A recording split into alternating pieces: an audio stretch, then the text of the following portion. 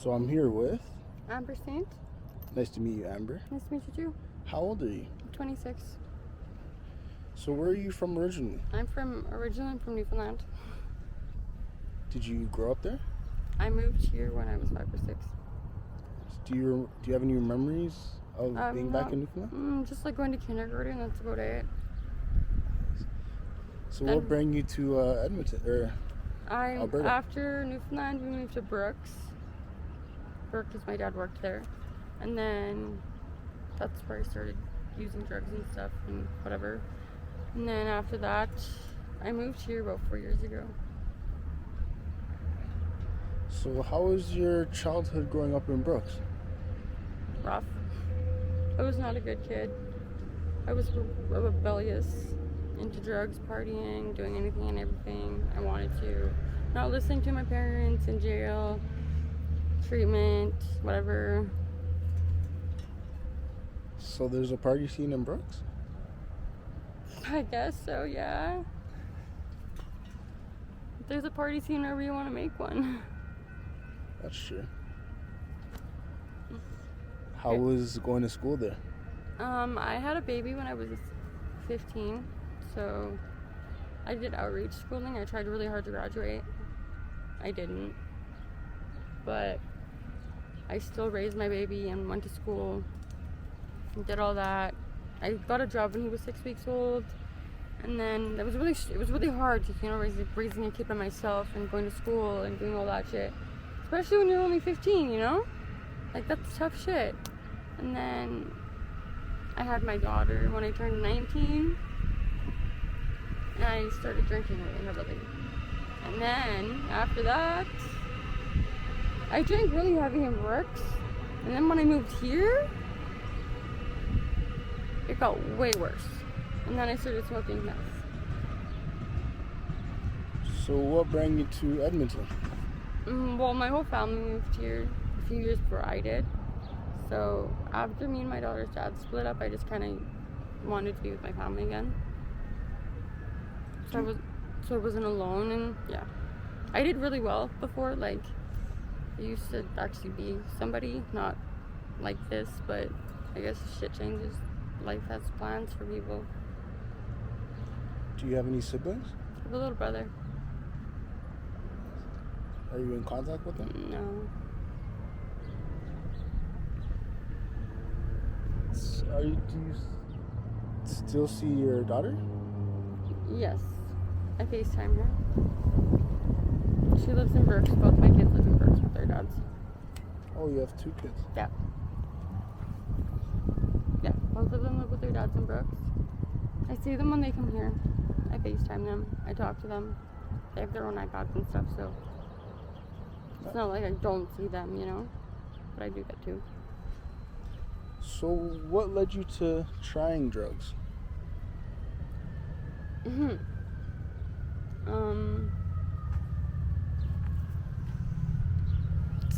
I was drinking one night with a family member, and this person, my family member, offered me a line of cocaine. So I said yes, and then I started doing ecstasy and everything else, and this family member would just keep giving it to me.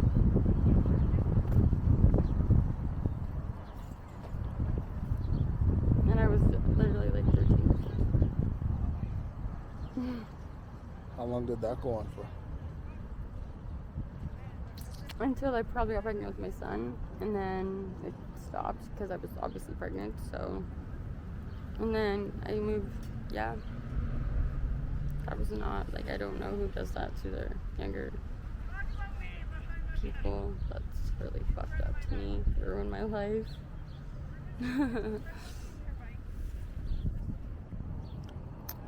What did the cocaine use progress into? The cocaine use progressed into heavy drinking, not going to school, doing cocaine at school. Like, I used to use cocaine all the time. I used to drink all the time. I'd go to school high on coke. I'd go to school high on ecstasy. Until the point I got kicked out of school. Well, why did you get kicked out of school? I stopped going. I beat somebody up. Yeah, it was fucked up.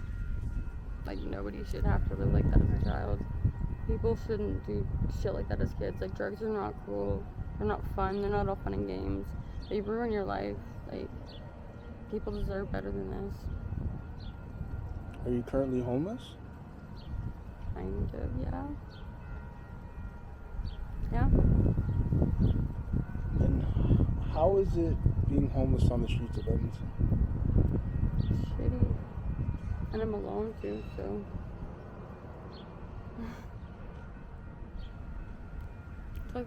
It fucking sucks. Do you have anywhere like safe that you sleep at night?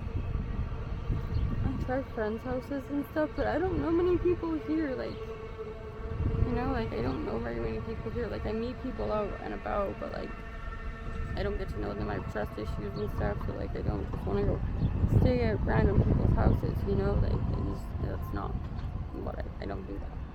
I've had some really traumatic things happen to me, so I don't, you know. I would rather just walk all night long than go stay at somebody's house. Like, what are some things that have happened? I got kidnapped a couple years ago. I've been raped.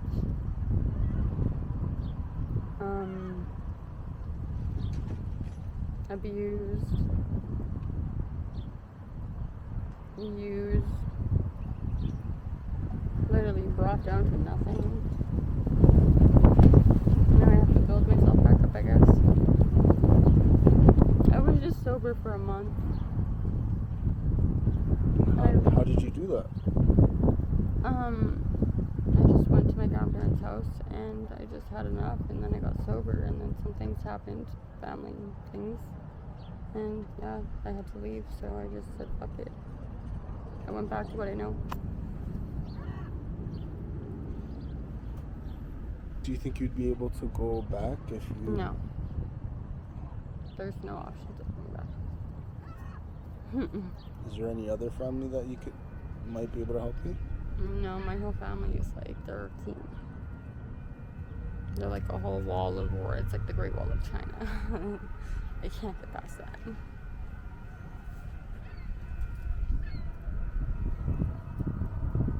Maybe your kid's dad? No. My kid's dad, my daughter's dad just had another baby, and my son's dad absolutely hates my guts. So that's just, and my kids are doing great. I don't need them to see me like this. I handed them over to their dads so I wouldn't traumatize them. So I don't want to expose them to this lifestyle. Kids deserve better. They don't deserve to see this stuff. They don't deserve to see their parents like this. But I feel like you have to drive to get off the bed. I do. It's just hard. Like, yeah, they have this whole thing where you can go to Boyle Street and you can get connected with a worker and they'll help you find a place to live, but then you're on a freaking waiting list. Like, okay, yeah, but that doesn't help right now. And then I have to wait for a worker to call me back to tell me maybe. But what's that gonna do? That could take a year. Like, anything could happen in a year, you know? Yeah. What are some of the craziest things that you've seen here in Edmonton being homeless? Not even just being homeless, but like just living here in general. A couple years ago, before I started heavily using drugs, I was walking my daughter to daycare, and this lady had caught a whole entire dumpster on fire because she was cooking crack or meth or whatever in a soup can and like blew the dumpster up. What else?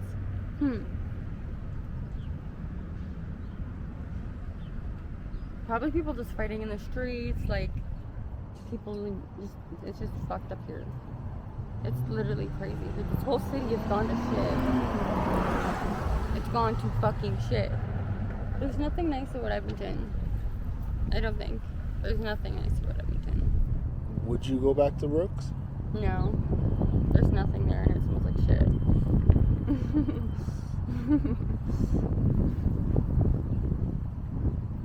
What do you think can be done to help the homeless in Edmonton? I think they could do a lot more, like,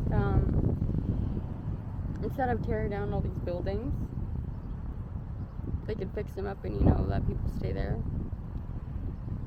They could actually put in work and go out in the streets and offer help. Go to them, not them come to you. Because that's what some people need, you know? Some people don't have the drive. And you know, when you're on opiates, you physically get sick. You can't, it hurts to move. Your body hurts. So like, getting up and going to do things is just fucking impossible some days. Like, people need to go out there and tell people that they're there to help them. And they're going to do anything to help them. That's what I think they could do. But I know that takes a lot of people wanting to volunteer or whatever. But that's what they could do that. To let people know they're not alone and, you know, people actually do care. Thank you very much for your time. I appreciate it. No problem.